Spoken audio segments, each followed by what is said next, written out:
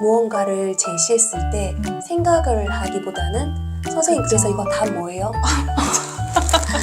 제가 답 뭐예요? 네. 선생님 그러니까 제가 이렇게 해서 이런 건데 생각해봐 라고 얘기하면 네 그래서 뭐라고 답 써야 돼요? 안녕하세요. 즐거운 초등영어의 지니쌤입니다. 안녕하세요, 선생님. 안녕하세요. 네. 제가 오늘은 어떤 분 한 분을 초대를 했습니다. 자, 여러분 제가 아무나 초대 안 하는 거 알고 계시죠? 자, 오늘은 요 앞에 있는 요 책이에요.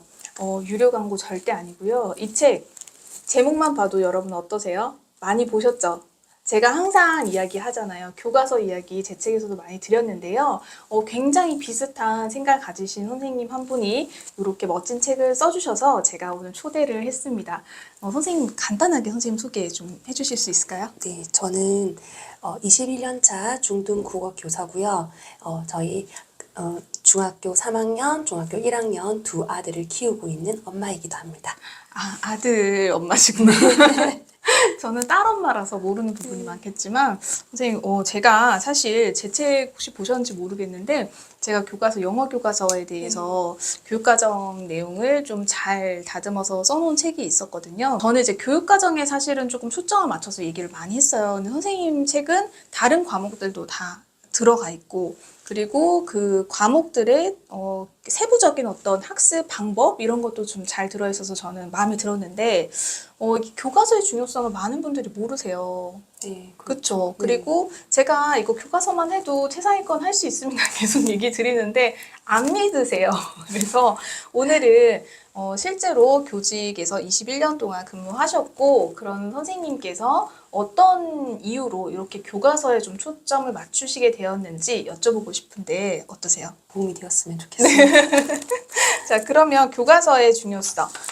교직에 계시면서 어떤 부분에서 이렇게 교과서의 중요성을 느끼시게 됐어요?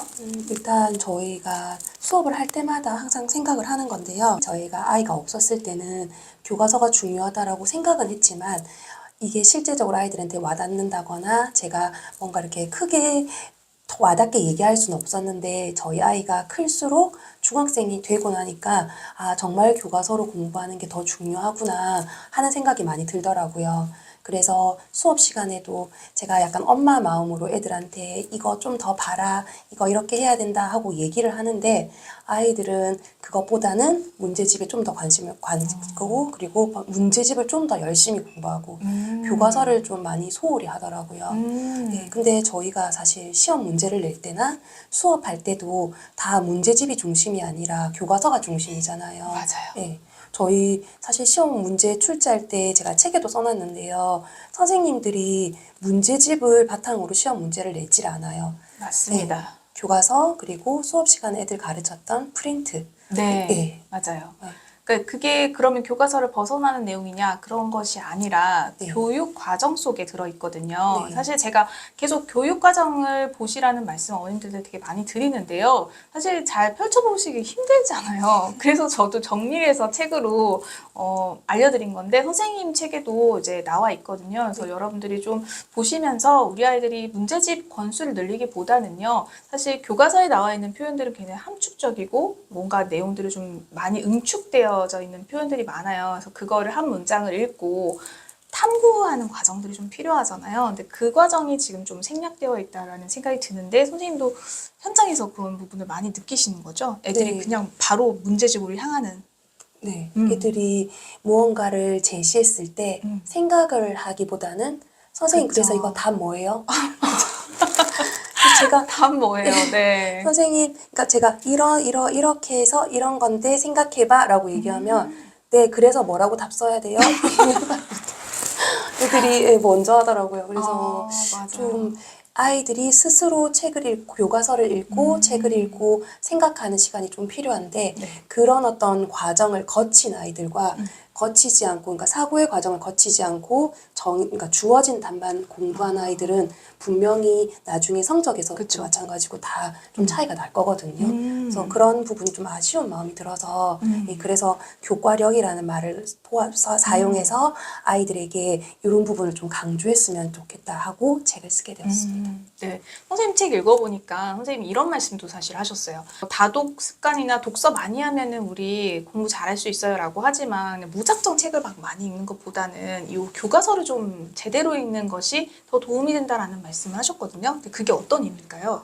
사실 이게 약간 엄마 욕심이긴 한데 책을 많이 읽는 거는 분명히 살면서 도움이 되고 그러니까 문제를 해결하는 데 분명히 도움은 되지만은 학교 공부를 학생이면 학교 공부를 잘하는 게 사실 좀 더 목적이잖아요. 그쵸. 예, 그러면은 그 독서도 결국에는 그러니까 무언가 공부를 하는 학습 쪽으로 방향이 돌아가야 되는데 그것이 책만 읽는다고 해서 되는 건 아니고요.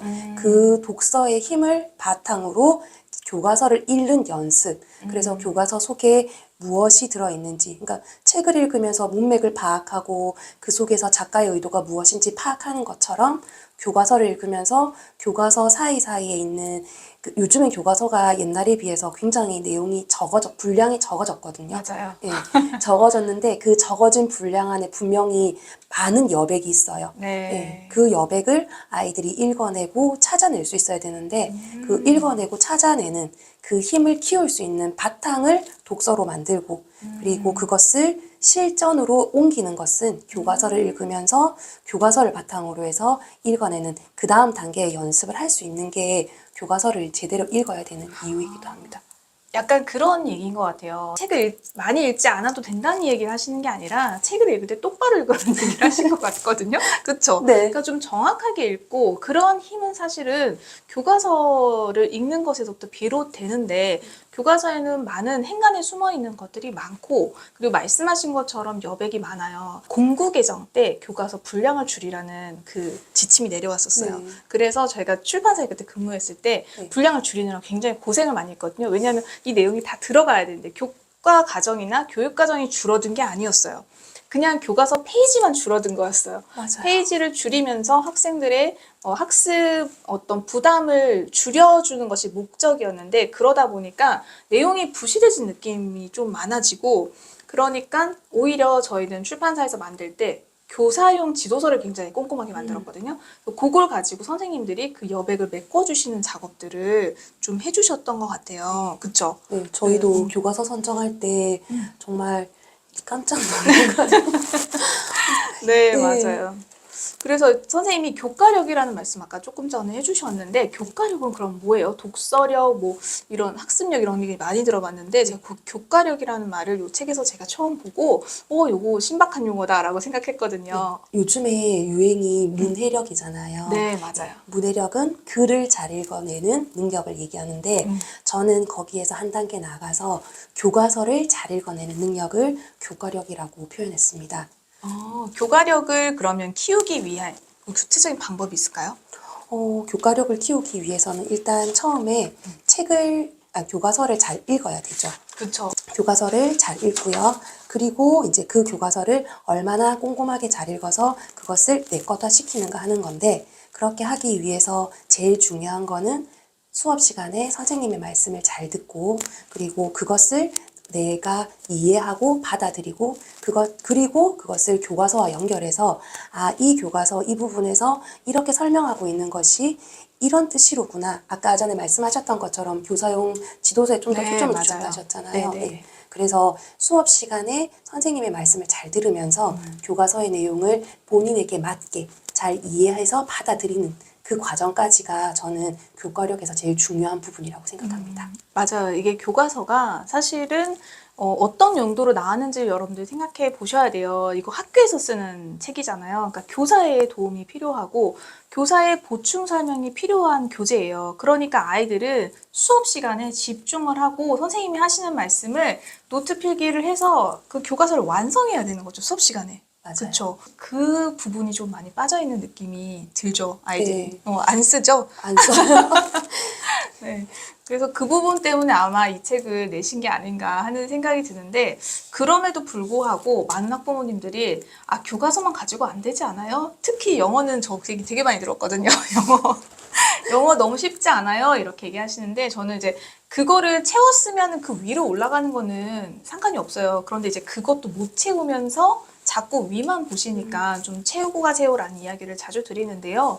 혹시 이런 걱정 좀 하시는 분들이 많으실 것 같은데 네. 마지막으로 그 말씀 좀 해주실 수 있을까요? 저는 이 교과서는 물론 수준이 저희 학교에도 보면 저희가 이제 뭐 우열반이 따로 있지 않기 때문에 반에 1등부터 30등까지 아이들이 다 한 교실에서 수업을 듣거든요. 그렇죠. 예, 그래서 1등인 아이한테는 교과서가 좀 쉽게 느껴질 수 있을 거고 30등인 아이에게는 교과서가 좀 어렵게 느껴질 수도 있을 건데 그 중간에서 이 줄타기를 아주 제대로, 그러니까 전문가분들께서 제대로 해놓은 게 교과서라고 생각을 해요.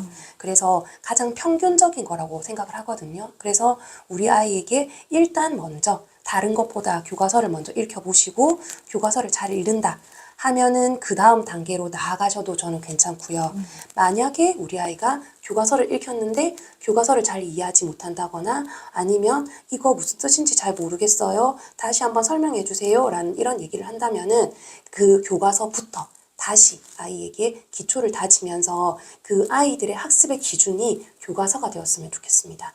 맞아요. 선생님 하신 말씀이 정말 딱 맞는 게, 사실 엄마들도 교과서를 읽는 방법을 잘 몰라가지고 그러신 것 같아서 저도 계속 계몽을 하고 있거든요. 그래서 영어 같은 경우는 디지털 교과서 활용하셔라 말씀드리고, 사실 사회랑 과학은 있잖아요. 네. 그러니까 뭐 PDF 형태로라도 있어요. 그러니까 그거 다운로드 받으셔가지고 어머님들이 꼭 가정에서 실천을 한번 해보셨으면 좋겠고요. 저희가 이제 전반적인 이야기, 선생님이 왜 교과서에 집중하셨는지 이야기 들어봤는데, 구체적으로 그럼 교과서를 과목별로 어떻게 보는지에 대해서는 선생님이 2부에 좀 더 이야기해 주실 수 있을까요? 네, 알겠습니다. 그러면 1분 여기서 마치고요. 2부에서 또 다음 내용 기대해 주세요. 감사합니다.